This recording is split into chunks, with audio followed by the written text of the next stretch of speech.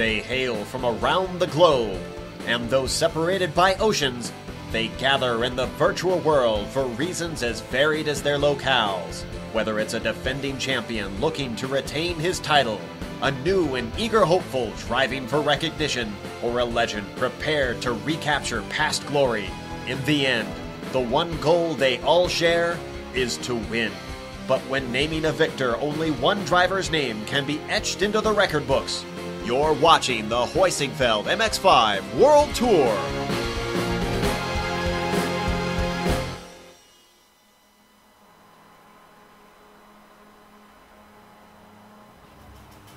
Last time we were here, it was something to behold. A season finale, and one at a circuit arguably built for championship finales. However, when it comes to this series, we are just a round away from that point. And for now at least, there is still some positioning to go before we head to the title decider.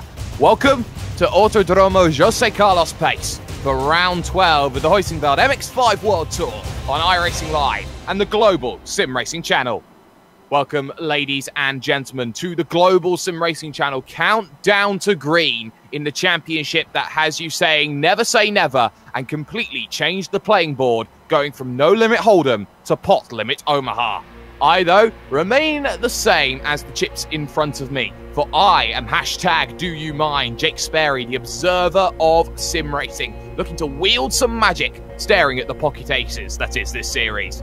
Bill Soupzan may be sitting with the 7 deuce offsuit beside me, but for sure he will be looking to put many off of their hands. We also have a new player at the table for this one, as Taylor Burris will be joining us in pit road as a reporter. Joe Peak sits as the director for this one, probably with a sizable stack, as the legendary Dougie Beard has provided the cameras that see the cards we have. But Soup, there is a reason why I have so many gambling-poker related introductions today, and that is because for many, it is what they have to do. You can't afford to drive conservatively anymore, with 2 rounds left in the championship. You must have an attack if you are behind today at one of the greatest circuits for overtaking out there. Pass me the button. We are located in San Paulo, formerly known as Interlagos, which when translated means between the lakes. This track was renamed in 1985 after Carlos Pache, a race driver who died in a plane crash in 1977. You know, the track opened way back in 1940. Its first F1 event was in 72. It's been the steady host of the Brazilian Grand Prix since 1990. With 15 turns packed into only 4.3 kilometers, that's 2.6 miles for those metrically challenged. This place twists like a drunken snake. Now, I'm going to get a little technical here, as there were several track-specific rules I want to go over that you can take a look at when we do our video lap around. In corners 4 and 5, the series officials say that the drivers must stay on the colored pavement. Now, in corners 7 and 8, the drivers must not drive past the colored pavement. And then approaching corner 14, the drivers must stay off the colored pavement. So there you have it. If you're naughty once or twice because of mistakes, they're going to forgive you. But if you make it part of your regular racing line, you're going to get a time penalty at the end of the race. So as we watch the GSRC video lap around Interlagos, keep an eye out on the track-specific rules, and let's see if our GSRC wheelman stays within the boundaries. Let's go ahead and roll the video. All right, we've got Amjad Yaman in the GSRC MX-5, so let's do a lap around Interlagos. Coming down to turn 1, the Senate S provides a great opportunity for an overtake, but attack and defense can be a complicated affair with the way the track falls away and switches direction. Regardless of the outcome, at the end you're dumped onto the Curva do Sol, which is flat out in this little MX-5. And this sets you up for the next best place for a pass at the end of the Reta Aposta. This stretch will provide a good draft, allowing you to close in or even get side by side with your opponent. Coming up is the braking for Descida del Lago, and you really want the inside line to have a chance at getting by the driver ahead of you. The car will want to understeer as we head back downhill, and once again, you won't be lifting for a bit as the car slides its way through 5. Drift it back to the left and get the car lined up for Ferradura. This double apexer is fairly fast, meaning it's going to be tough to force a 2-wide situation. I wouldn't really recommend trying to pass here unless you're desperate. Thankfully, there's lots of paved runoff around the outside. Quickly, you're going to get on the brakes for 8, which kicks off the slow, winding technical section of the circuit. Each corner requires you to set the car up for the following one, so don't worry about maximizing the exit as much as where you position your car. These curbs are very wide and flat though, so feel free to use as much as you can. Now we hit the Pico de Pato, which is a decreasing radius hairpin. Light apex this baby, and then swing it across the track immediately for the best line through 11. Once again, the curbing on the outside is usable, so make the best of it for a nice wide entry into Heusinkveld. Every drop of speed you can carry through this turn will pay dividends on your lap time and for the opportunity to pass into 1. Without much power in the engine of the MX-5, this long uphill climb needs you to keep your momentum up. At this point, it's all about minimizing your steering input, or if you've got a competitor sizing you up, positioning your car for defense. Hopefully, you can hold them off in the braking zone, but as we come across the line, you've finished a lap around Interlagos.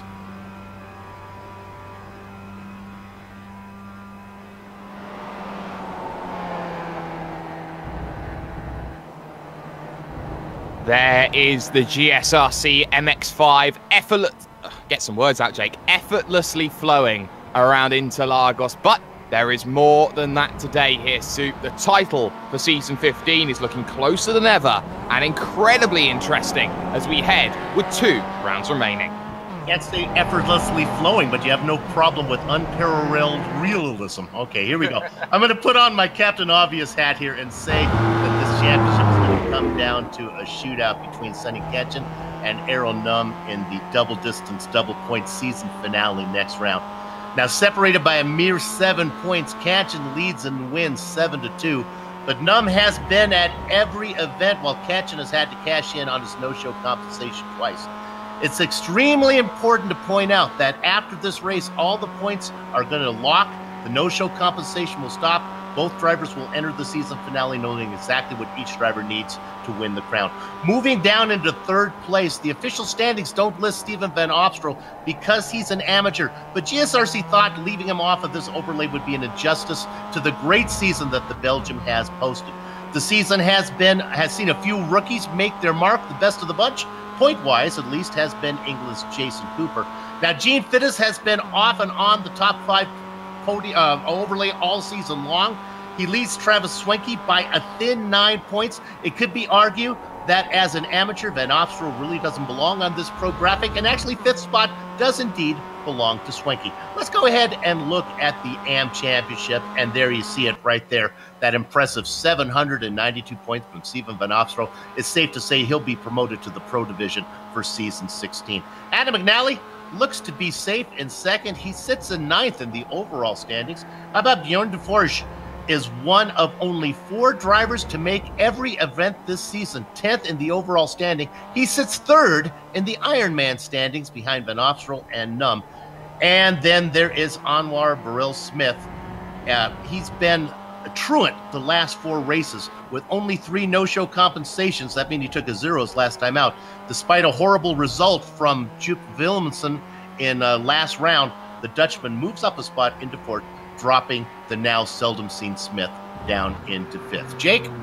Well, it's nice to see that the Belgians are beating the English once again, but it's an interesting development at the moment with all that is happening. But with the championship safe and secure almost for Van Opstrow, we could crown him as the amateur champion at the end of this one. However, as we know, Soup, there is not a series without a rulebook. What is going to be on the drivers' minds, adding to the pressure in the stifling Brazilian heat?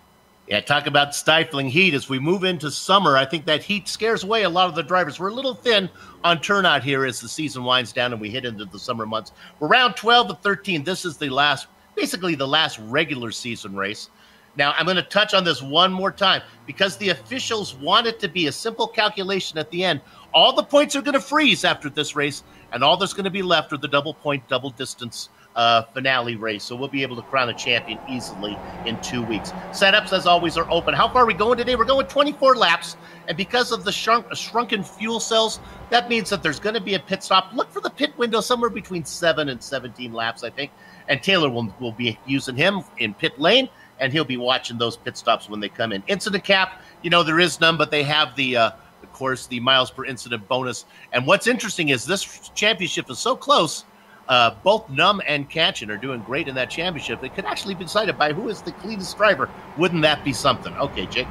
It would be very something here. Qualifying currently underway. 2 laps or 10 minutes, whichever crops up first. It's amateur 1-2 though at the top. Anwar Baral Smith 151.092. Stephen Van Opstal 151.141. Sonny Kanchan though is ahead of him on the track, looking to find the magic lap that puts him on the front of the row, as we have seen so many times before in the number 59 machine. He's going to be making this charge then up the hill, trying to use all the power in that rotary MX-5 engine, and he's going to keep on trying to narrow down the circuit as much as he can. Use the pit entry as much as possible. Minimize the amount of road that you're running as he goes through the Archibancadas, making the charge to the line. Does he go quicker? He does. He's the only man so far to break 1 minute 50 when he's going to get himself a 151.1 from Van Opstal as well. So he's done just enough for the moment. Here's Baral Smith, though, in the 53. He charges over the start-finish line and does not go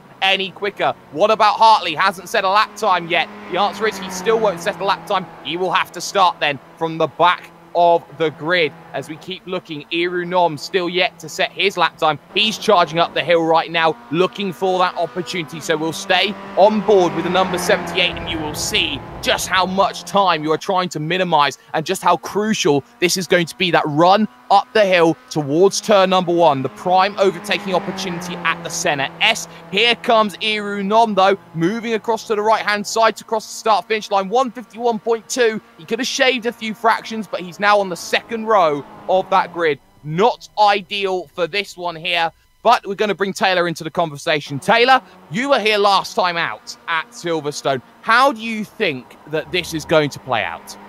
Well, it's going to be an interesting mix of strategy, I think. With some of these guys who are wanting to try to maybe even break to the top 10 for the first time or top 5, we may see some strategy calls that we maybe not have seen all season long. People maybe taking less fuel, maybe 2 tires, maybe even no tires. So it's definitely going to be a strategy call race when the pit stops coming in. It certainly could do. We traditionally see 2 tires change on the stops. No tires sometimes can be a gamble, especially with the fuel that everyone looks to put in. Right now, searching for a driver who is out on a qualifying lap at the moment, Soup. And for now, I can officially say that in about 20 seconds time, I think nobody's going to be able to go out and set another lap. Yeah, Robert Hartley is really the big loser here as we look at him on screen. He's fast. You know, just to follow up on a little bit of strategy, usually Aero Numb comes into these races as the fastest driver, and he's frustrated because people ride on his coattails. He's noted for taking an early pit stop, trying to lose them and race by himself. That's something he would be able to do here with a small field. He wouldn't have to worry about lap traffic. Unfortunately, I think now he has to worry a little bit. If he was to do that, maybe he's not as fast as Sonny Kanchan. Maybe in this case, Aero Numb actually has to make sure that he stays on Kanchan's coattails. I think Anwar Baral Smith may be a little bit too excited at the moment, because he is just saying over the radio that he's managed to just get a nosebleed. So he's got to patch that one up very quickly here, Taylor, before he gets himself to the start. He's got 2 minutes before the gridding procedure happens. Yeah, he's going to get that fixed real quick. Otherwise, he's going to miss the start and miss out on an excellent starting opportunity. So hopefully he's able to get himself all bandaged up and ready to go. I keep a red shirt handy just in case that happens. I just put it on. Well, he's not on camera, so it wouldn't really matter either way. But either way on this one, qualifying is almost done. So it's time for the Heusinkveld starting grid.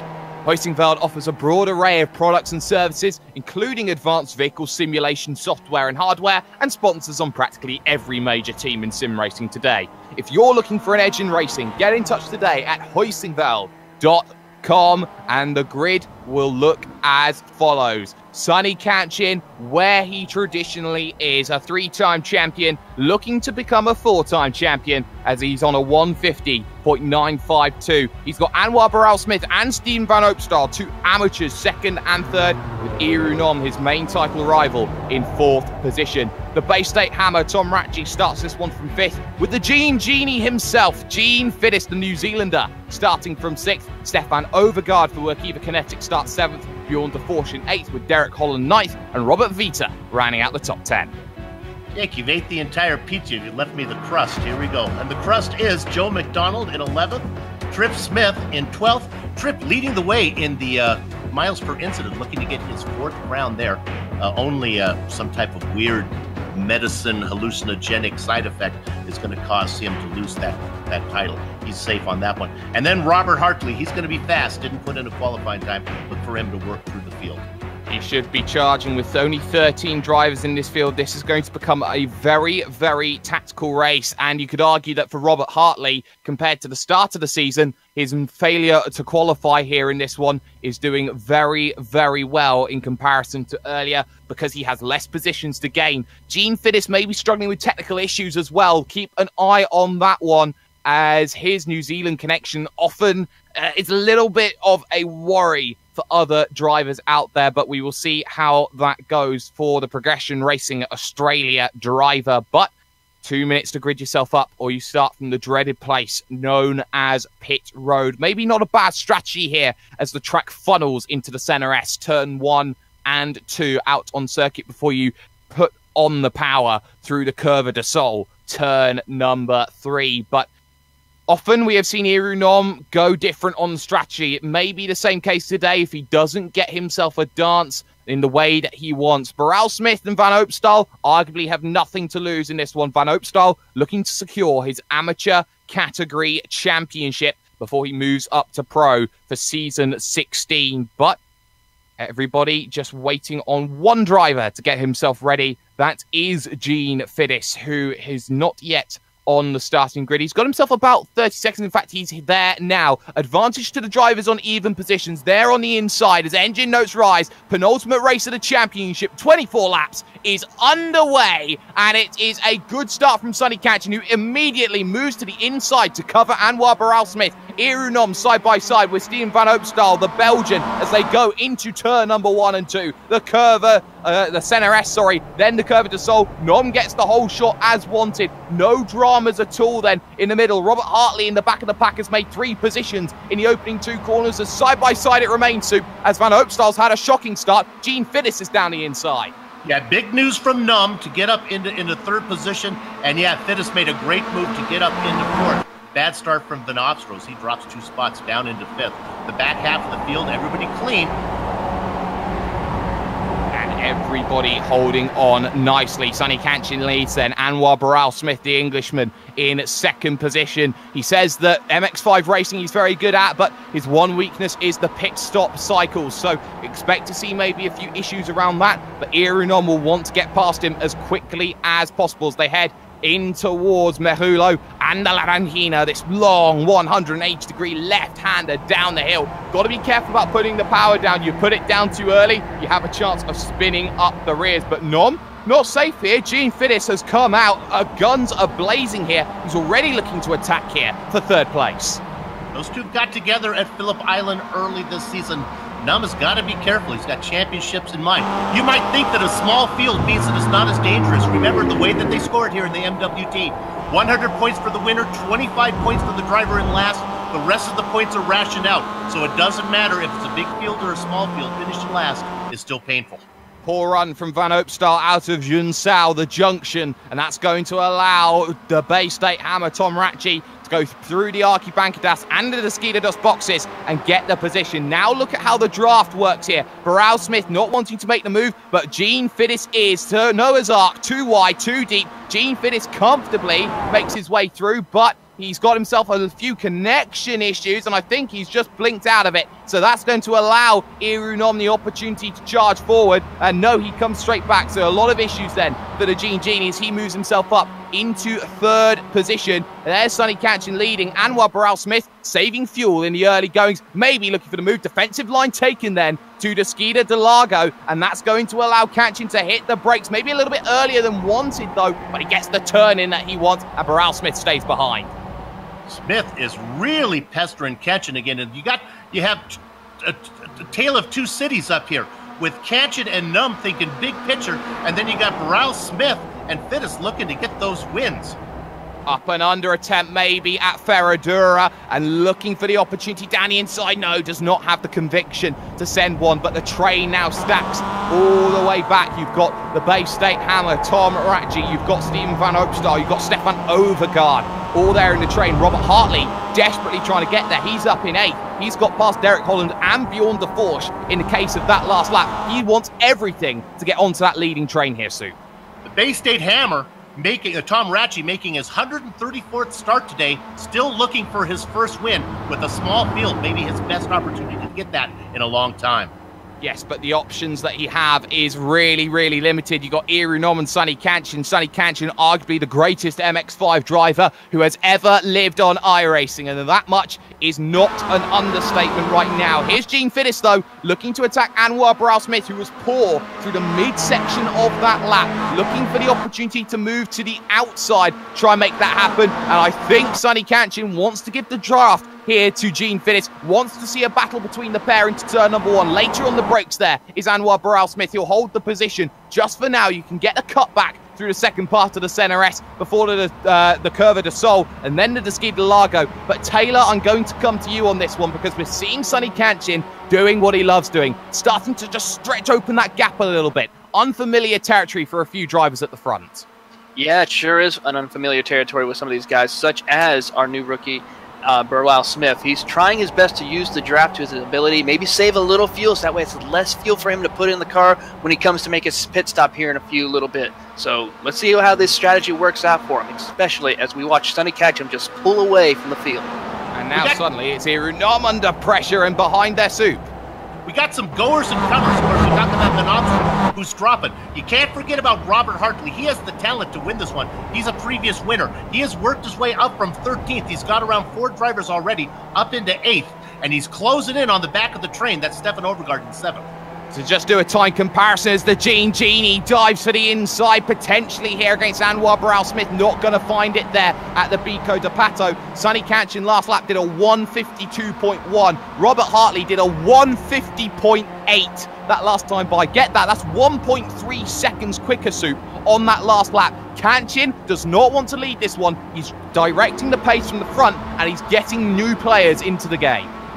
Using up fuel, and he's going to be slower because he doesn't have the advantage of the draft, and that's why Hartley was so fast. In fact, Hartley is there now.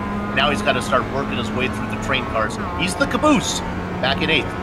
He is certainly the caboose as your top 8 now stream in front of you on your screen. Out to the outside then goes Sonny Kanchan. Here's Anwar Brow-Smith. He wants to lead a lap in this one. He goes down to the inside at the Center S and he takes the race lead away from Sonny Kanchan. He moves himself then up to the point, but Kanchan could come back here around the outside of the Curva de Sol. Don't count the Genie out. Gene Fiddis, he wants to make some progression in the PRA machine. Side by side, let's go. We're 2 wide. Potential to go 3 wide. The Genie doesn't want that, but look who's coming in tow. Irunom and the Bay State Hammer Tom Ratchey. Still though, it is side by side, and this is what I love about Interlagos, the ability to go 2 wide, and there's the chance, and the door left half ajar as well by the driver there of that is Gene Fiddis. So here's Irunom on the outside of this one as well. Noah's Ark once more as they look to go through. Burrell-Smith on the inside at the double apex right-hander of Ferradura. He holds the position for now. Kanchan back into 2nd.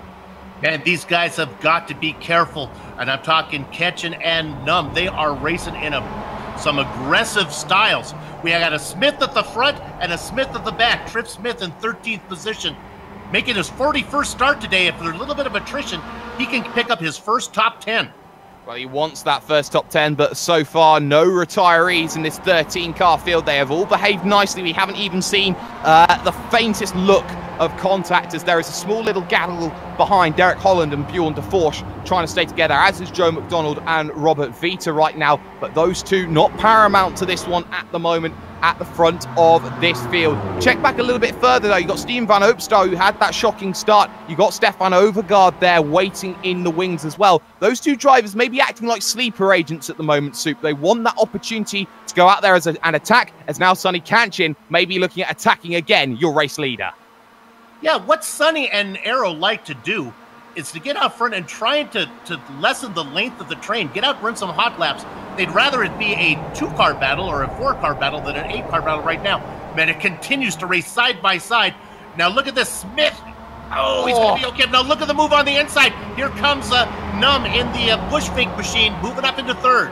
Oh, that's a great move from Irunom. He had nowhere to go. He was almost boxed in front and rear thanks to the base state hammer, but he's done well. Kanchin immediately aggressive on the defense. Now you've got Van Opstal as well, wants to go in. Nom goes around the outside of Anwar Brouwer-Smith. He moves into second, as now Eugene Genie, who was third, starting this lap, is now battling out for 5th and 6th here as Van Opstal wants a piece of it. Brouwer-Smith wants to come back at Irunom. I'm not sure Nom's going to let him here, but all of a sudden the title contenders at the front of this one, and they start checking up with the Bay State Hammer now up into 4th position. Boy, Smith is really close to the trunk of Num. Num has to be worried about getting a little bit of a love tap from Smith, and actually it happens as the Bay State Hammer gives a little bit of a tap to Smith. Tom Ratchey in 4th. Fit is now in 5th. Van Opstal being challenged by Overgaard. Watching the whole thing is Robert Hartley. Once he got there, he settled down a little bit, watching the chaos in front of him. Well, Robert Hartley has no reason to get involved just yet. He just wants to run some quick lap times, and I think he'll pick them off one at a time. And Taylor, you look at this battle right now. We're starting to hit that pit stop window, maybe at the end of lap 8, so they're a few laps away. But you're already starting to see drivers think about, where do I place myself coming onto pit road? Yeah, that's going to be the key. I'm looking to be some of these ones that are in the back of the field. Most likely, Bjorn, Derek Holland, Robert Witt. Those guys might consider pitting a little bit earlier than the front runners. See if they can maybe even leapfrog some of them to try and get into the top 10. So we'll definitely be keeping an eye on those ones that are running in the back of the pack. And then, of course, we got our front runners. They'll probably try to pit as early as they can in order to try and stay up front. Maybe even some might pit a little bit later on as we see them go down. Gene Fittich is holding off Tommy Rashid right now. Well, he's just gone around the outside and has made a very good move, Soup. You had an eye on it. Well, here's what Errol Num is thinking right now. Remember, I talked about him. He's notorious for peeling off early. I got a hunch if he's feeling that it's going to be chaos and dangerous to race in this pack like it is, and if Anwar Brouwer-Smith keeps coming up there challenging for the lead, if Fittich keeps bugging the leader, they're not going to run fast laps. I would not be surprised to see Num pull off early, get out of this nonsense, sit back there and just race by himself, put in some hot laps. Up and under there from what was Stefan Overgaard. So Overgaard is past Robert Hartley and has done very well to make that move. The Bay State Hammer back to 6th. He's lost the position to Steven Van Opstal as they make the run to Mahulo. This long right-hander where you have to be patient on the brakes, but your championship pretenders 1st and 2nd at the moment, and then the pretenders all behind, all those looking to try and get in on the action. Fittich, Brouwer-Smith, both without a race win here in this championship season, both wanting to prove something, not for their championships, but for pride, and sometimes a race victory is more than enough for motivation. Some may argue, though, Soup, you don't want to get involved with anybody having a big battle, but right now, you feel that Irunom and Sonny Kanchin just trying to take the life out of this battle at the front of the field, find some regularity and some consistency. Yeah, they're happy in 1 and 2 right now, because if there's a mistake back there, if Smith makes a mistake or Fittich makes a mistake, Van Opstal or Ratchey, the train will break up and it'll get cut down in length. Now watch out for Overgaard in 7th. He's beginning to lose touch, and I'm not sure Hartley going to be able to afford to sit back there in 8th if Stefan can hang on to the back of 6th place driver. We know that Robert Hartley has the pace. He's got 9,600 I rating. That is probably the 3rd best in the world as the vehicle goes wide at Curva de Sol. That was Tom Ratchey pushing too hard through turn number 2. And just like that, he starts to lose the draft behind. Here comes Stefan Overgaard, though, looking for the move. He'll go to the outside then to try and make this one work as they maybe have a pseudo little jostle in front of them into the Interlagos. But Ratchey looking to hold on then on that inside, and he's going to keep that advantage. Now here comes Robert Hartley trying to get into the mix. He'll go down the inside through this section. That will turn to the outside for the right-hander at Ferradura, but he's got himself the full car width and just about has enough room to slot in behind Tom Ratchey. Ratchey did not leave much there, Sue. You know, losing the draft here is like weighing 400 pounds. You really have to work hard to weigh 400 pounds, and you really have to work hard to lose the draft here. It is so big. I'll be surprised if Ratchey in 6th position, even though he's about 10 car lengths behind Van Opstal, is in any jeopardy of getting left off. Keep an eye on Robert Vita as well. This is the battle for 11th and 12th position on circuit, as Joe McDonald has been patient and has been waiting for a chance to get the move down the inside. Bico de Pato coming up. Very difficult corner, Soup, the Bico de Pato. The slowest corner on the circuit, and one where you really need all of the turning angle.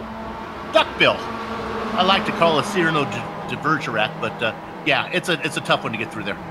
Oh, you bet it is right now, but the group is splintering at the front. It's a group of 5 just about. Van Opstal's doing everything to stay on this one. Side by side, Ratji versus Hartley, as Stefan Overgaard has pretty much been dropped from that second pack as well. So Hartley moves up a position. Here comes Brow Smith, 2 for 1 special coming along. 3rd to 1st in the blink of an eye. Kanchan's going to keep fighting it though. No, he's not. He loses the position, but it's not guaranteed. Missed apex there. Coming through the second half, and now Irunom thought about getting in on the move. Lap 8 pit stop window is officially going to be open, as now down the inside, Gene Fiddis is going to try and get in on this now. They're checking up each other at the moment, and Irunom does not want to be fighting side by side with the Genie, and it seems like there's a rub on the magic lamp, but the lamp does not have any wishes left. He's there, stuck without the opportunity to make the move, and just like that, Hartley and the Bay State Hammer are still there.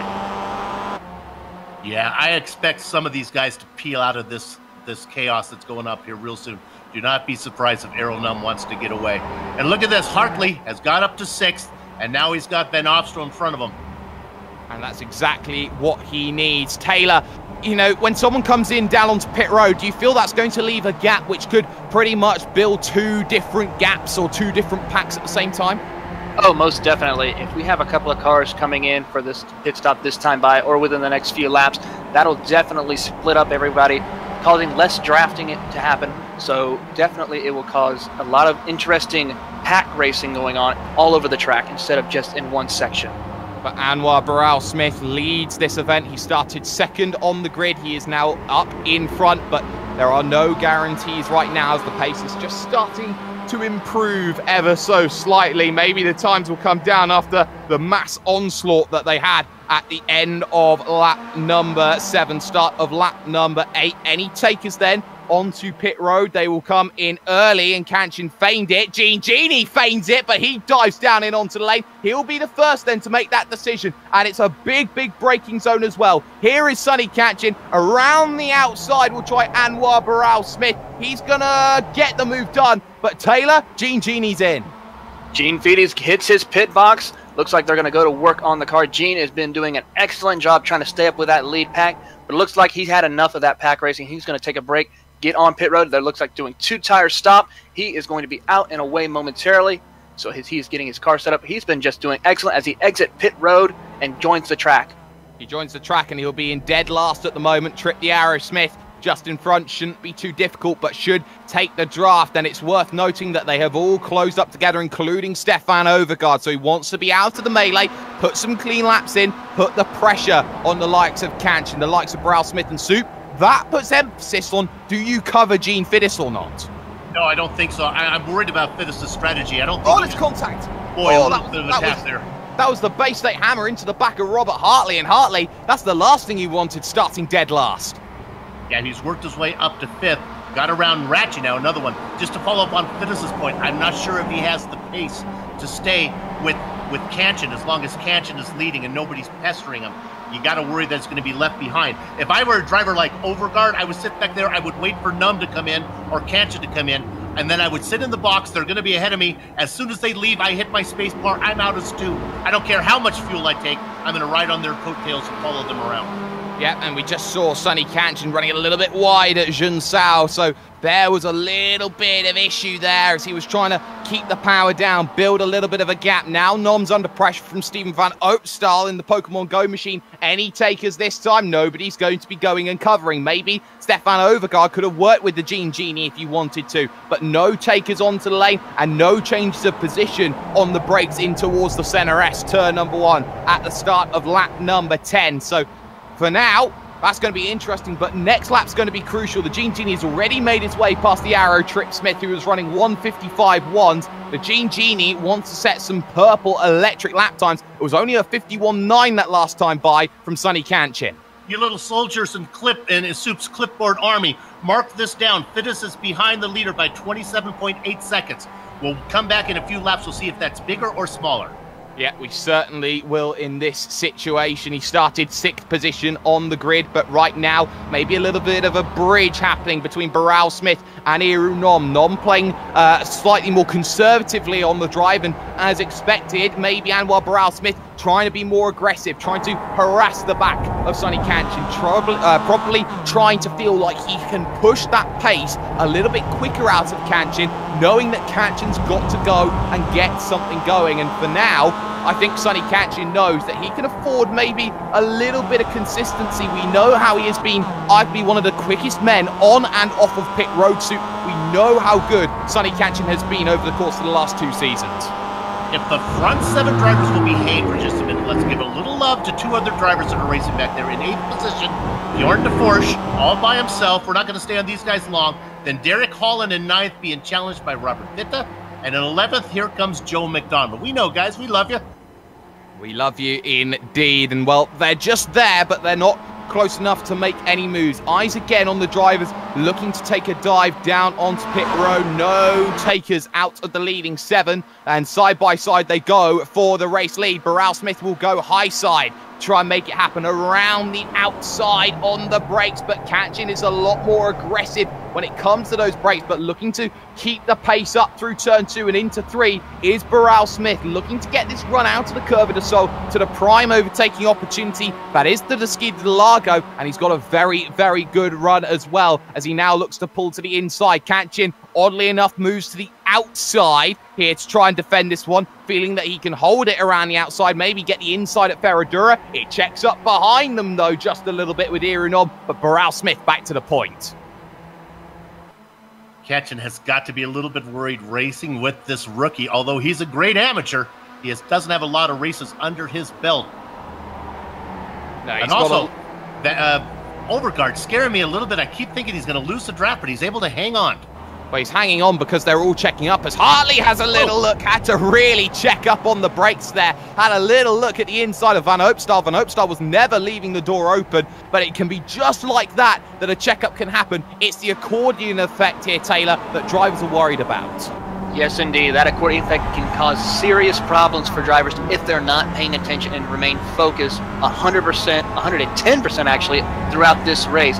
As we see the leaders now making their way closer to pit road, let's see if anybody makes a stop this time by. Well, most often we see drivers going to the inside. Big missed apex from Stefan Overgaard, and that's going to pretty much drop him backwards off of the pack. But already Sonny Kanchin's looking at the inside at the Archibancadas. He's got himself that possibility. Now to the Skida dos boxes, this left-hander where pit road starts to open, and he's looking down potentially onto that inside. No, Irunom decides he's going to dive here as they're side by side for the race lead.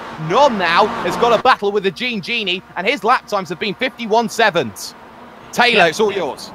Irunom's making his way down the pit road. He's going to see if he can leapfrog everyone during this pit stop. Hits his marks perfectly in his pit box. Crew goes to work.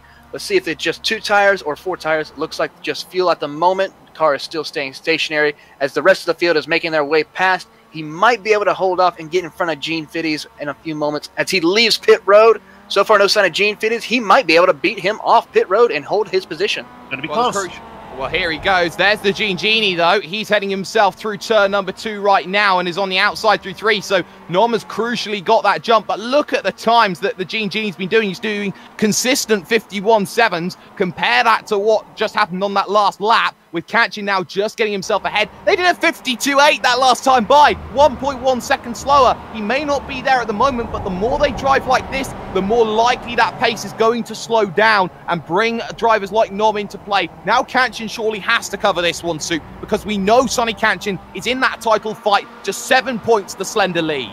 I don't see how Kanchin can afford to stay out there and race with the rest of the guys around him. He's got to come in. Num was 3 seconds faster cone to cone than Fiddes. Fiddes was doing a good job on the track maintaining position, but it was the pit stops that was slow.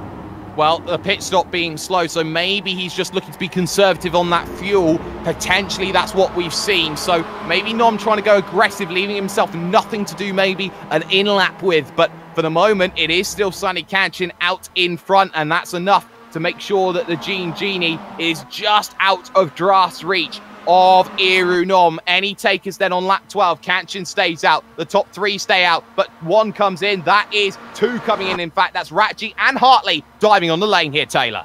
Yep, Hartley and Ratchi. Ratchi nearly had to check up a little bit as he nearly almost ran into the back of Hartley. Both cars are going to try to make their pit stop. Hartley in his box first. Ratchi is about to hit his marks. little bit further down pit road, so we'll see who wins the race off pit road. By the looks of it, Hartley is taking 2 tires, as well as Roschi is taking 2 tires. So waiting to see when they're being released. Still waiting to see if they're going to be able to get in front of Aeronome. Hartley off pit road. Still waiting to see if Roschi is now off of pit road as well. He is off. The Aeronome and Fiddy's beat them both off, so there's going to be a 4-car battle for the back of the pack. It's going to be tight, though, with Gene Fiddis. And, well, look at that. Hartley pushing way too hard. Almost hits the Armco coming out of pit road. That's what it meant to Robert Hartley to get the power down. You sometimes have to practice pit road. Behind Gene Fiddis, though, is Hartley. He won't be too discontent with that. But Tom Ratchey, oh, my goodness there, Soup. Yeah. The pit stop times are all about equal for those 3 drivers. I hate to do this to you, but Numb was the fastest. Fiddis, though, beginning to run him down a little bit, 1.3 seconds. The gap from Numb to the leader, 24 seconds. 24 seconds indeed. So right now, that's just a little bit worrying as side-by-side Joe McDonald and Derek Holland look to have their scrap at the moment. This is the 80 versus the 831. Run to the Bico de Pato. You got McDonald on the outside in the McDonald's machine, looking to go down the inside. Nope, it's going to sit and wait for the mistake to happen. Not a bad decision at this stage here, Sue. No, they're doing fine. They're having a nice little battle as we ride on board with Joe McDonald and his McDonald's machine. We were talking about that earlier. And just keep an eye, though, on those looking to dive down onto the lane, because nobody takes it this time by. Here is Anwar Barral-Smith. Pace has picked up 151.4 last time by from Sonny Catch, and I think they get the memo. We got to go quickly. It was a 51.3 actually from Stefan Overgaard. He was the fastest man of the lot, and he was a second and a half behind all of this as he gets very, very aggressive coming out of 2. Here's Van Opstal, though, the amateur category leader, looking to secure the championship. He will do if he gets himself past Anwar Barral-Smith, but he's sitting and waiting here. He doesn't want to make that move just yet here, Sue. No, well, now that the front train has gone down to 4 cars, well, actually 3, that changes my thinking a little bit. Now Sonny can afford to stay out there if Smith doesn't hassle him too much, and I can run some hot laps with the tank a little bit lighter than the guys that have already made their stop. Maybe I can be faster. Remember, Kanchan was your pole sitter, so he's going to try to open it up. Let's look at that gap right now to Numb. It's sitting at 25. Oh, it's going the wrong direction. Numb is losing ground. Well, Numb losing ground. He's not doing enough here, but we have just seen a couple of drivers dive down onto the lane. One was a certain Joe McDonald here, Taylor, but it's a slow stop for Derek Holland, maybe an extra 15 seconds. It looked like an extra 15 seconds on that for Derek Holland. He had a terrible pit stop by the looks of it, so maybe a penalty might have been incurred.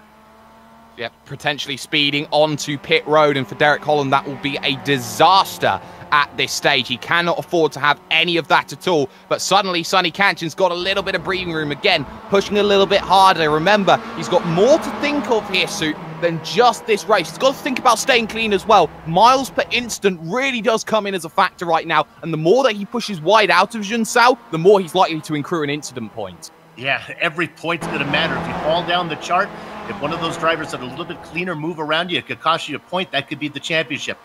Fiddis has ran down Numb. Numb, Fiddis, Hartley, with Ratchey doing his best to stay on there. 4 cars racing about 25 seconds behind the 4 cars that are up in front. Now, I wonder here if the slow times from Irunoma are down to the fact that he needs to save some fuel. We know how quick he was on the lane here, Taylor. Do you feel like he's got enough here to get to the end? It's going to be close for Iro, I think. He was pretty quick on his pit stop, so they might have added a little bit less fuel, so he might try to be into fuel conservation mode. Maybe even let Gene Fiddis let him by and draft off of him in order to save as much fuel as possible as they both go down into turn 1 and turn 2. Well, the fastest lap of this event so far currently belongs to Robert Hartley, who is 3rd in that train. He did on the 2nd lap of this event, he did himself a 150.895. He is the quickest man in this pack. Sonny Kanchan, though, still being harassed by Barral-Smith. Van Opstal staying very, very well then on the rear of this pack too. So they're not doing the laps that they're expecting at the front of this field. These tyres here on these MX-5s don't drop off very quick, Soup, but there is still a noticeable difference. Yeah, what can happen is you can take, probably they take right sides here. Those are free because you can put on 2 tires while you have to put in fuel. If you take 4 tires, it's going to take a little bit longer. So they put those right sides on. Interesting enough, Hartley had worked up behind Numb, and this kind of surrendered the spot back to, actually it was Fiddis who got out of the way, gave the spot to Hartley. Yep, so that is the Gene Fittest, maybe playing the strategy game. I don't want to make that move, but he's got to go forward and make it. But lap 15, we're heading towards the end of the pit stop cycle, potentially at the end of the next lap. Anyone who's saved fuel well maybe can go a little bit longer. Eyes on pit road again. Nobody coming in. I expect them all to go together onto pit road, so now track position certainly looking like it's going to become a factor here, Taylor, as there's maybe a half look there from Anwar Barral-Smith. Yeah, he can take a look, but it looks like he's going to go out and hold on for another lap. So by the looks of it, our front runners are going to be coming in together. So that'll definitely be an interesting situation for our championship leader, Sonny Katchen, as he now have to deal with 2 amateur drivers on that pit box stop. Yeah, and now there's a push from a certain Mr. Robert Hartley. He was bump drafting his way through. There was a 51.9 from Eru Nom, a 51.2 from Robert Hartley. Nom certainly does not have the pace here to put himself in. He lost another 0.4 of a second over that last lap to Katchen, and all of a sudden, Eru Nom is finding the weakness here. Not only that, he's got friends who do not want to be leading in that same pack. It's detriment to all of your races at this stage. They're too busy worrying about Nom. They're not worrying about Katchen leading here, Sue. Yeah, if I was Nom and worried about fuel, I really can't afford to be behind Fittest, but I could be behind Hartley. Hartley has the pace to go out there and run equal times with Katchen on the other side of the track, but that's not happening. Hartley, Fittest, neither one of these guys, even Ratchy, none of them seem to be all that excited about getting up ahead of Arrow. No, they don't. And right now, Anwar Barral-Smith in no position. Same for Van Opstal to make their way in front. This is the tactical stage. This is the chess, the middle part of the race. So for now, it's just that waiting game that we are seeing. Sonny Katchen out of Heusinkveld, the junction, looking to make that charge here. Anwar Barral-Smith, Steven Van Opstal in tow, starting to drop Stefan Overgaard, who did a 52.1, but last time by, really dropping off in terms of his production, his time, and what he is able to do. Now 2.3 seconds upwards behind. In comes 1, in comes 2, in comes 3. Taylor, they're all coming in. Oh, Smith nearly really hit the brakes hard as they try to make the pit road. He tried to get as much speed on Sonny Katchen as they both go down pit road. Looks like it's going to be Opsal that'll hit his pit box first, immediately followed by Smith, and then Sonny Katchen, along with Overgaard, who also will make his pit stop right at the moment. Same thing with Robert Witt as he's coming a little later. So this will be the race. 2-tire stop right now for Sonny Katchen, 2-tire stop for Smith, and also Opsal will also be a 2-tire stop. Who will win the race off? It will be Sonny Katchen, then Smith, then Opsal. Here they come. Here's Era. Oh, Sonny Katchen misses his. He spun on pit road, on pit exit. A crucial mistake. Overgaard's gone as well. Yes, you're absolutely right. Sonny Katchen, maybe a little bit worried coming off of pit road. I have never seen him make a mistake like that. He was desperate to put the power down. He spun it around. He hit the wall as well. Katchen has maybe thrown it away. They're all out together. It's now Banzai moment. Nom's got the race lead. Barral-Smith in second. Hartley from last on the grid is in third, with Fittest now challenging him for that third position. It's all gone swings and roundabouts and has kicked off here, Soup, in the moment of one pit stop. There's Katchen. Did we get the replay? We're not sure what we're looking at there. Okay. And what happened is, while Katchen was spinning, all 5 cars came out together. Nom is out in front. While Katchen was making his pit stop, Hartley was bump drafting Nom. Let's go, let's go, let's go, giving him help. And sure enough, the Roland Estonian out his front, the rookie Smith in second, Gene Fittest in third, Hartley all the way from the last position up in fourth, the Bay State Hammer looking to get his first win in 5th. And don't forget, Steven Van Opstal is in 6th position and will look to capitalise on any of this. Sonny Katchen is in 7th position, and we talk about this. He's middle of the pack. He's probably losing about 50 points right now here to Eru Nom, who's leading this one. And now look at this. Here's Anwar Barral-Smith. He doesn't care about the championship. He's going for the race lead. If this was, as we look at that battle, if this was a big 35-car field, finishing 7th wouldn't be so bad. Right now, it's not finishing 7th. He's finishing mid-pack. There are a lot of points there. There are a lot of points, so Nom loses 1 position, potentially 2. Gene Fittest thinking about going 3 wide into the opening corner. He backs out of it and goes Noah's Ark then with a certain Robert Hartley. And for now, Anwar Barral-Smith leads this one. But look at the cutback coming from Nom. Nom's got to close the door, though, to the Gene Genie. And, well, it seems that the Gene Genie doing well. And there's a magic carpet as he looks to get the draft then from Barral-Smith, who defends on the inside here, Taylor. He sure is. Gene Feedy is going to look to the inside now of Aero Gnome. It's going to be a tight battle. Aero Gnome's trying to go to the outside to get over Smith, but Smith is able to hold him off as they go to the next corner.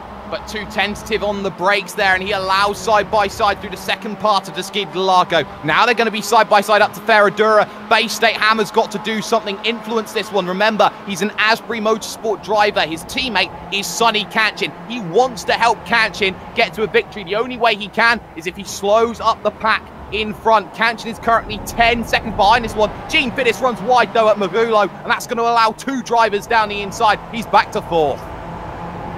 Talk about Tom Ratchey. He may be short on speed, but what he is not short on is strategy and testosterone. If there is a sleeper out of the 6-car pack up there, it's the Bay State Hammer. He must have a really deep voice then, Soup, if he's got testosterone in abundance. But at the moment, it is Anwar Burrell-Smith. And if Nom does not have the pace here to go out there and stay, Burrell-Smith could break the 1-second draft. And that could be vital here in this event. And look at that gap, 0.8 of a second surely at this stage. Nom needs some help. Yeah, how about the run from the rookie? Beginning to open it up. I'm not sure if he's really that worried. No, we still have to worry about the fuel. I don't want to be Chicken Little, the sky has fallen, but we thought about that. He was the fastest of all the pit stoppers, and look at the little help he's getting from Hartley. Let's go. Yeah, gets a little bit of a bump. Come on, push forward. We need you to be up there. 7.5 tenths of a second exact across the line last time by. Anwar Burrell-Smith, the lead he had. So Irunom maybe does not have the pace here. Kanchin, though, this is very crucial for the championship here. He's caught Stefan Overgaard, and in fact, I believe he's dropped back. He did a 54.5. There's been a mistake on that last lap for Sonny Kanchin. We go back then and look at it, and I wouldn't say so much it was a mistake, but more rather, he actually let through Stefan Overgaard there, Sue. I don't think the car's feeling well. No. And this is something big. I got to say it because I don't get to say it much, and Stefan will appreciate that. Stefan von Overgaard passes Sonny Kanchin. And that pass, remember how close this championship is? That pass right there could be a championship-deciding pass. It certainly could do. Stefan Van Overgaard, are you thinking of Steven Van Opstal at the back of this? I put in a Van Overgaard in this. Yeah, it was a Van Overgaard, so that much we can certainly say. We do encourage any sales of certain types of vans, but not on drivers' names, as now it is Robert Hartley up into second position, Nom backwards into third. The two title pretenders now, Taylor, are going backwards. They are. Aero Gnome is having a little bit of difficulty trying to keep up with Hartley and Smith. But it looks like also Fittings is going to try to join in on the action as he's trying to gain on that draft and try to get around Aero Gnome. But also Tom Rashi is also working his way up through the field as he's got a little bit of damage in the rear, but I think he's still able to hold on strong. Well, it seems that the House of Fun is being welcomed to by Robert Hartley. He sits on the rear and he bump drafts forward. He does not want to be in a position to lead this one. They cross the line. 5 laps remain at Interlagos. Autodromo Jose Carlos Pace on the brakes into turn number 1. Burrell-Smith maintains, but now you start jostling for position if you are behind. And Burrell-Smith, this is a trial by fire for a driver who has not been battling for a victory at any stage so far in this season. Hartley thought about making the move, checked himself up ever so slightly though, and here comes Iru Nom looking to get the double draft. Down to the inside, he will come along, looking to steal positions. Hartley backs out of it. Bay State Hammer tries to go in on it. 2-for-1 special for Iru Nom. Sleeper agent, he's going for the race lead, Soup.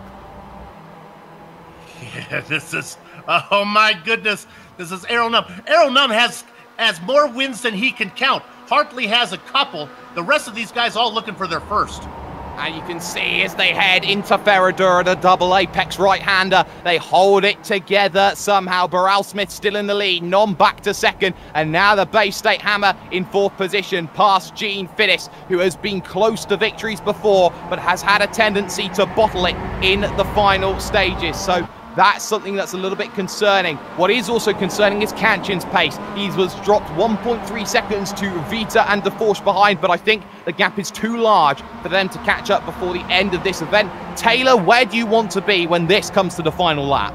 When it comes to the final lap, I would rather probably be that third place car. That's going to give you the best chance to get that double draft like we saw Aero Gnome do on that first straightaway coming into the corners. He had an excellent run where he was able to get by Hartley, so if I was Hartley, I would stay right where I am and maybe use that draft to my advantage coming to the checkered. I agree. Third is the place to be out of that final corner. You want to be sitting third position is what these two are saying right now. Irunom's thinking, okay, maybe I have saved enough fuel right now. I'll dive to the inside as there was just a tenth between them as they looked across the start-finish line on the brakes, down the inside at the center S, and he makes the move stick. Irunom then moves himself up to the point, but pushing a little bit wide through turn number 2. Maybe allows Burrell Smith the opportunity to get a run back here with this train of 6 pushing. It's rare we see Sonny Kanchin makes mistakes on his own, but it is one of the rare unforced errors from one of SimRacing's great MX-5 drivers. You'd put Robert Hartley on that list as well. And there's the Bay State Hammer going banzai down the inside of Robert Hartley. And not only that, making it stick as well. Testosterone, baby! And now he's got himself right where we said he needs to be, in third. He may not have the speed, he may not be technically as good as the rest of these guys, but he is smart.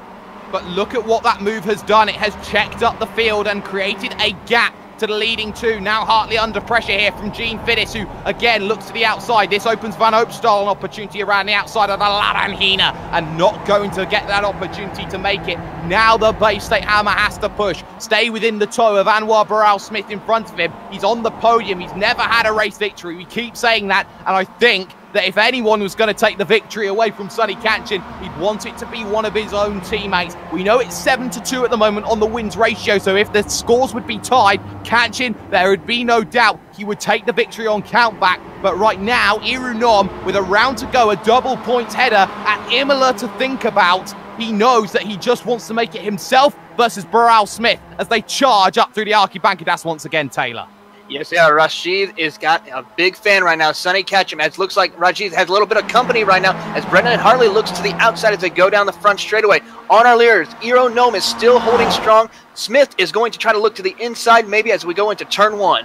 0.8 of a second around the outside goes Robert Hartley, but the Bay State Hammer is not done swinging as he holds it around the outside. Go careful, don't lose the time. Hartley gets forced out wide. This allows Gene Fiddis then the opportunity to go down the inside with 3 laps remaining here at Interlagos. Now Van Opstal wants to start making some moves. We go 3 wide on the run to the Desquita Lago. Fiddis backs out. He plays chicken. Van Opstal down the inside. Little bit of contact between the pair. Van Opstal checks it up enough, but loses the position. And crucially, the gap goes away slightly to Tom Ratchey, who is desperately trying to hold on to Burrell Smith and Nom Hirsu. Coming down the straight that last time, it was Hartley who decided to make the pass rather than bump Ratchey and get the whole group back up there. And that caused them to race side by side. The whole back group almost lost touch. Then they started to battle. That was good news for Ratchey now, as he is third, and he's closing in on the back of Smith.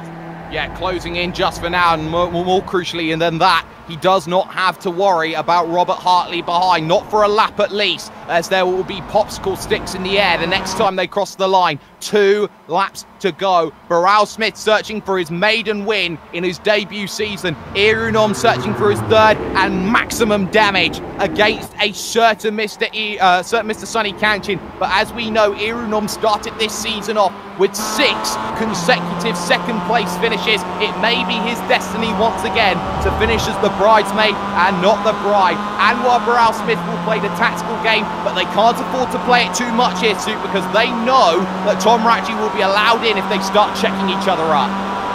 Ratchey gaining a few spots, but not as much as he needs as we go in here. He's got to pick it up more. It looks like it might be a 2-car chase. It might be, but it might be more as they head into turn number 1. The gap was exactly the same that last time by, and crucially enough, look at that gap start to be clawed in. It's almost halved over the course of just 3 corners in itself, and they are back. 4 onto the train. Maybe Van Opstal and Fiddis a little bit too far out of it here with 1 3/4 laps to go at Interlagos, and still Burrell Smith wants to force it. Big lunge down the inside from certain Mr. Bay State Hammer. Gotta be careful about that. He's searching for any opening right now, and here's Hartley looking to attack here, Taylor. He is. Hartley's going to try to use a little bit of a fake move, go to the outside, see if he can get Rashi to go up there, but no, Rashi's still staying strong right now. As it looks like Hartley's going to try to hold his position. Fiddis is also coming into play along with Opsal. The whole pack is coming back together once again. And keeping an eye on Sonny Kanchan as well. The gap is 10 seconds back to Robert Witte. He will not be caught in time. Oh, so crucially. So we will focus on this leading 6 all the way to the end of this race. And Soup, pick a winner. Boy, the dive from Ratchie might have cost him the race because he lost a lot of time. If Hartley can just help Ratchie, those two will have a chance. What they do on this straight will matter. Given, I don't think they're going to get there between Numb and Smith. I got to give it to the Roland Estonian. Oh, and look at Ratchie run a little bit wide coming out of Junsao. That's probably going to cost him a little bit of a run as he had to ever so slightly check it up to avoid himself spinning the right side tyres. But it is a train of 2.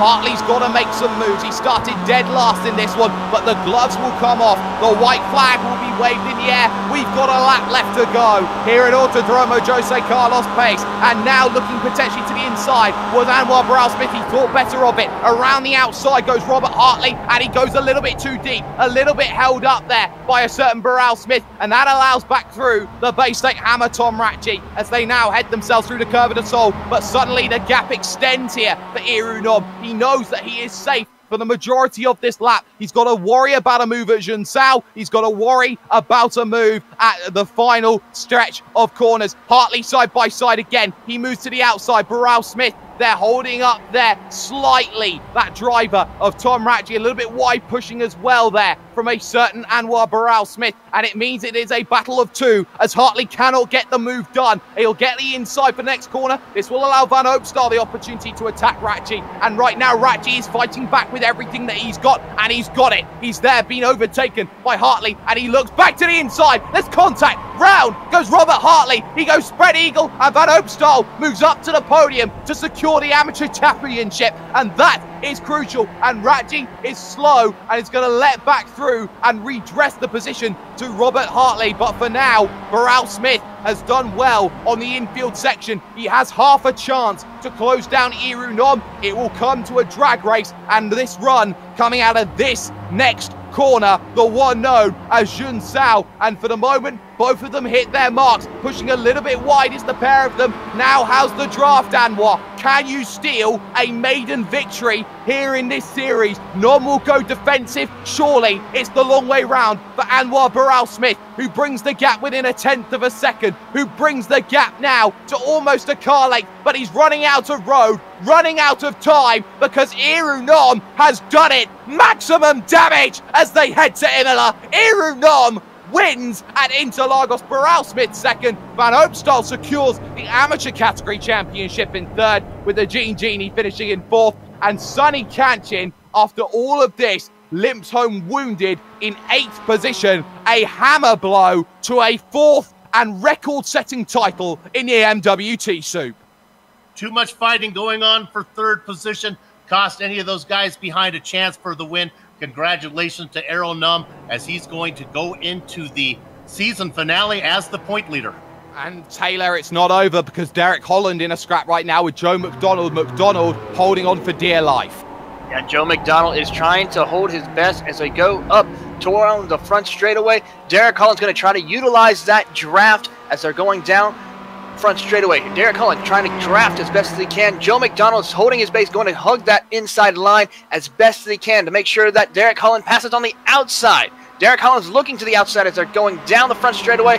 Still, McDonald's going to be able to hold him off as they come to the line. It is still going to be Joe McDonald will finish in 11th place. And the difference there, half a 1/10 of a second when they got themselves over the line. Tripley Arrowsmith will be the last one over.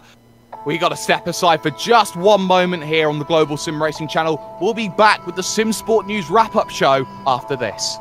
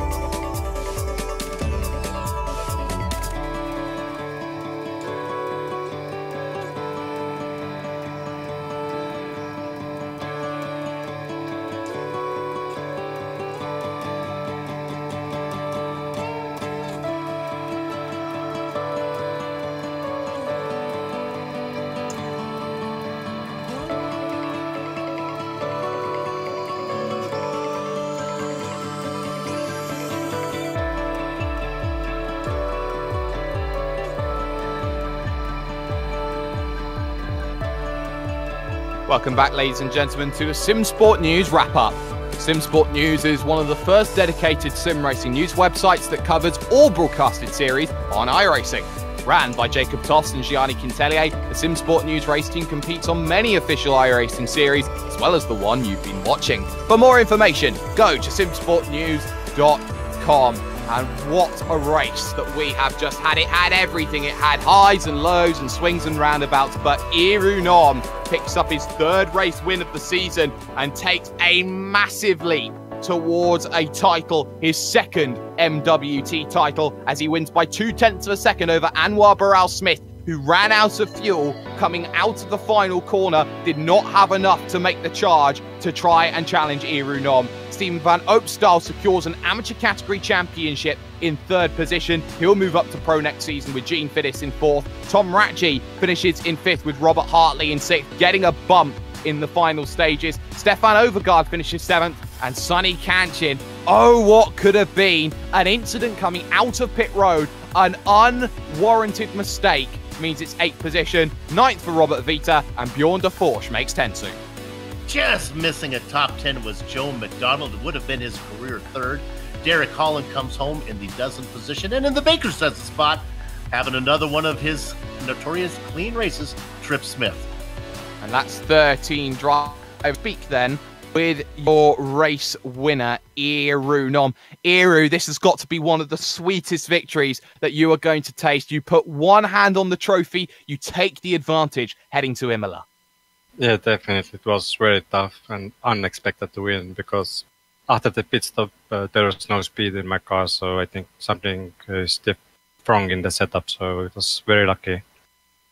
Well, very lucky in some respects, but talk us about the early stages. You had a pack all the way going up to the pit stop. You decide to come in early, get out to that train. Were you feeling like you were being held up, or were you looking to try and cover Gene Fiddis? Yeah, at the time when I pitted, the lap time so was about 1 second slower.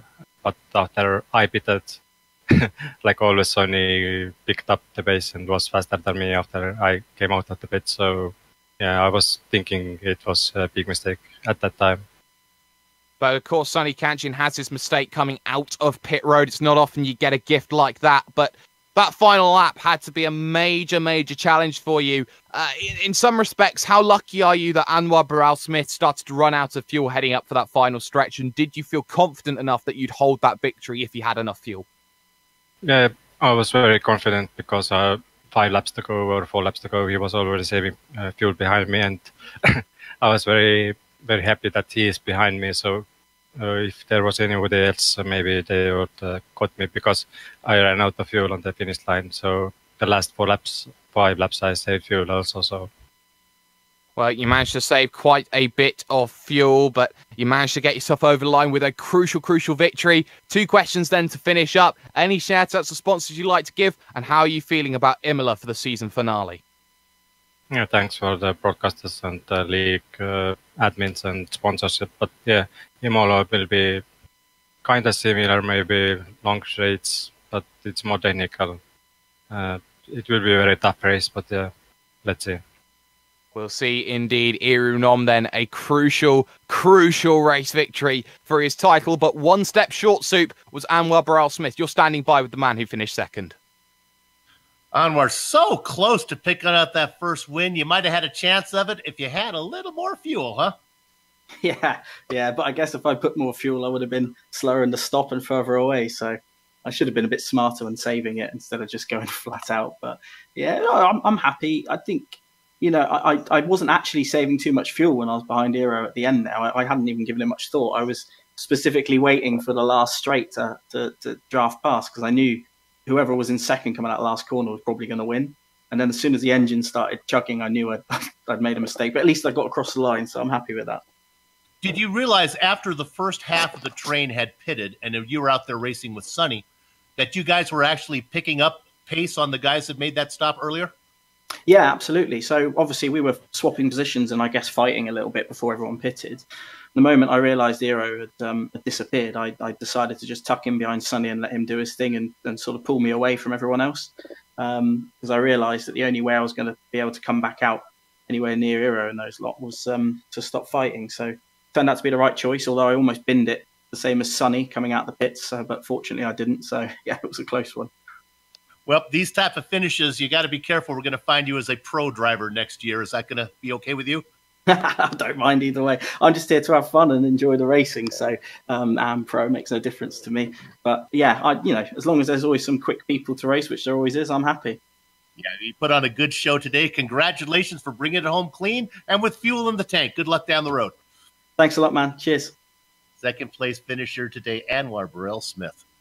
Yeah, there was second place. I'm going to get a quick moment with the Gene Genie himself, Gene Fittis. Gene, apparently you don't like being called the Gene Genie. How you going there, Mr. Sperry? I don't mind, to be honest. Well, that's good. At least we got that one all clarified and sorted with your PRA teammates. But right now, Gene, an opportunity again. You've been in and around that dance looking for victories all season long. What are you missing to go get yourself in position for those final lap moves? There's no one specific thing, I don't think. Tonight I was just having a few random connection issues, so I thought discretion was a better part of valor for this round, and that's partly why I pitted a bit early, just to get myself out of the traffic there, and with any luck, make a bit of time on the guys that were awkwardly fighting around at the front. Kind of a weird track, but that you can't really do the usual sort of draft thing where one guy takes over and then the next. It all tended to get quite sort of awkward, and I don't know, I just wasn't feeling comfortable, so I jumped out early. Well, you jumped out early and you got yourself some fantastic pace chasing down Iru Nom. Did you feel like during that middle stint that you wanted to dictate the pace and lead the pack, or would you rather have sat behind and hoped that Iru would drag you further forward? I was lucky to catch on to the back of Iru, actually. For whatever reason, I re-clicked my my clear windscreen thing while I was in the pit, so I had to sit there for another sort of second or two, whatever that takes to redo that, and came out about 2.3, 2.4 behind Hero, and was lucky enough just to tag onto the back of him.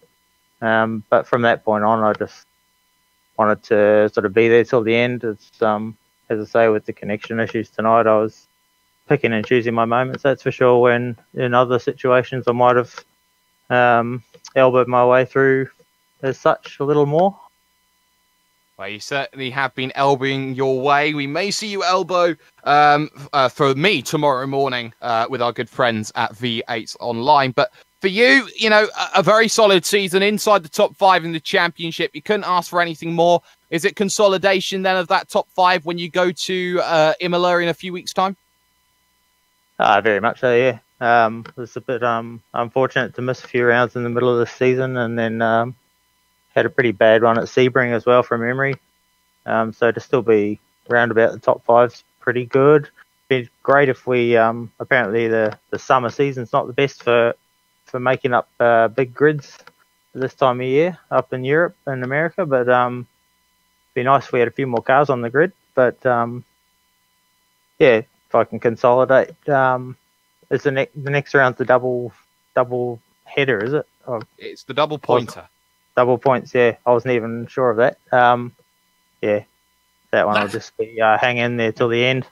Yeah, he's confused because it's not summer where he is right now, right? No, it is bitter cold winter. Yeah, it's absolutely persisting down at the moment, and not very nice at 8 a.m. on a Sunday morning. I bet it isn't. But Gene, before we let you go, any shout-outs or sponsors? Yeah, absolutely. Just a massive shout-out. Thanks to Luke at racestars.com.au for his ongoing support of our team, and it's been a really good thing for us this season, and we're stoked to have him on board, and hopefully long may it continue.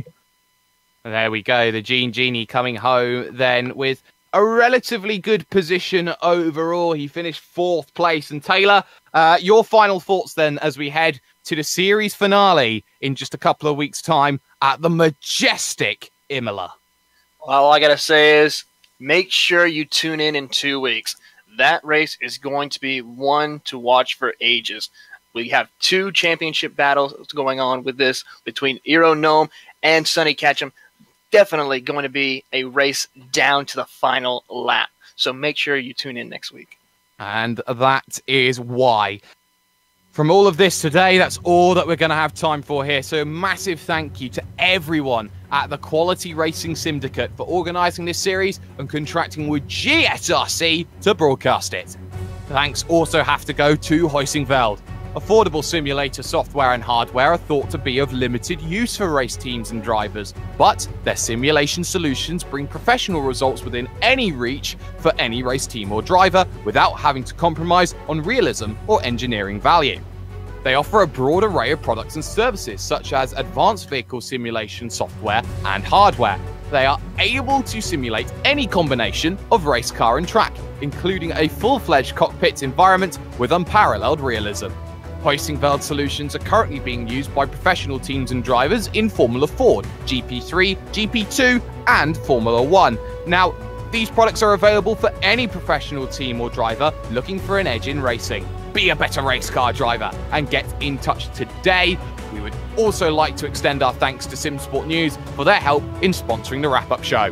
Of course, we also have to thank the companies, equipment and software that you see on screen now that we use in our broadcast. And the original music that you've heard on today's broadcast is thanks to Eric Ekholm and June Lalonde. See the screen to how to contact each of them right now.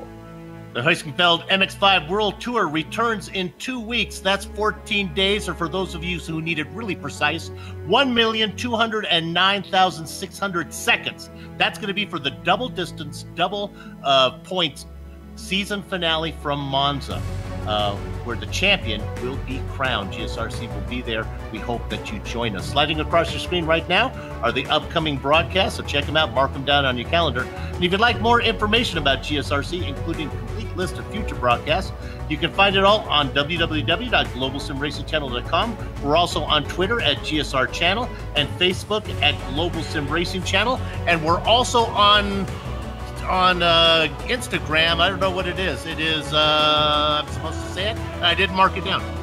GSRC _.gram or _gram. You'll find us. Okay, Jake. Well, it's clear that Soup is not an Instagram user, but finally, on behalf of the man on my right, Bill Soupzan, the man on my left, Taylor Burris, the man behind the desk, our director, Joe Peake, and finally, the man who some say had a balloon of his likeness flown in London in front of onlooking protesters, our camera guru, Dougie Beard. I'd like to thank you all for watching. So until next time, race clean, race hard, and we'll see you on the track.